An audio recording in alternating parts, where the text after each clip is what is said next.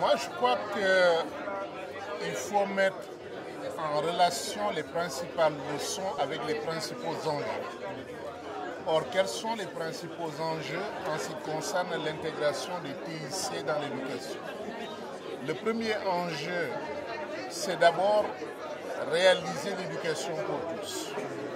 Cela signifie que la problématique qui est posée aujourd'hui au TIC, c'est comment atteindre ceux qui sont exclus du système.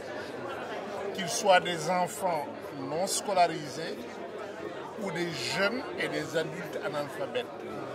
Comment les inclure? C'est un des premiers enjeux. Un second enjeu qui est capital, le problème n'est pas simplement d'atteindre les personnes en matière d'éducation. Le problème de fond, c'est leur offrir une éducation de qualité. Parce que c'est une éducation de qualité qui fait l'exercice du droit à l'éducation. Mais l'éducation de qualité, les TIC peuvent y apporter quelque chose selon les trois dimensions que j'ai indiquées. La première dimension, comment faire réussir tous. Parce qu'une école qui fait réussir la moitié de ses apprenants n'est pas une éducation de qualité. Même si elle peut être une école élitiste et d'excellence, comme on dit, mais elle n'est pas une éducation de qualité.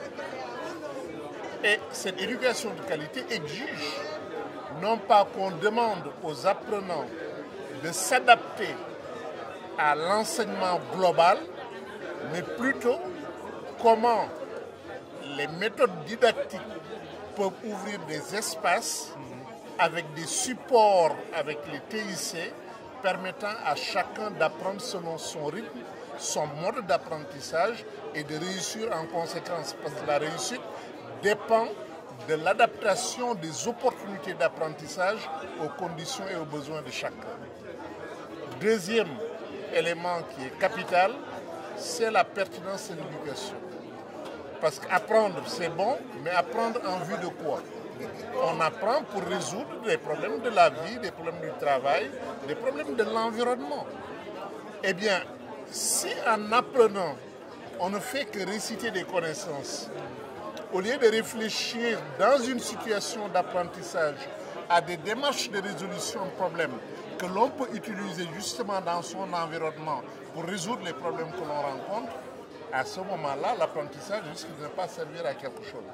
Et les TIC peuvent créer des situations d'apprentissage problématiques dans lesquelles l'enfant s'engage dans une recherche comme processus d'apprentissage. Troisième élément de la qualité de l'éducation, tout cela, ça débouche sur quoi?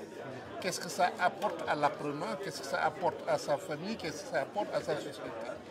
C'est-à-dire, quels bénéfices individuels, sociaux et collectifs on tire de cet apprentissage? Et ça pose la question aussi de l'employabilité des sortants de nos systèmes éducatifs.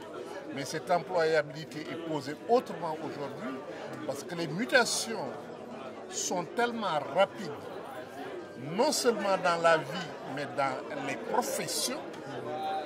Un plombier d'aujourd'hui ne travaille plus sur du plomb.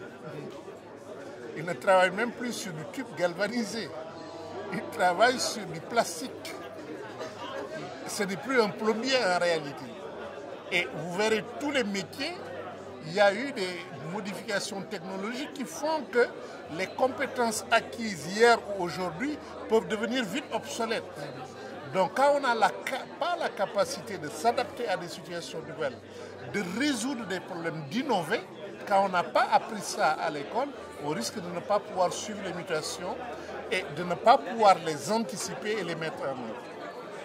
Ça, c'est des questions sur lesquelles on espère que les TIC vont aider à avancer dans le cadre de l'éducation.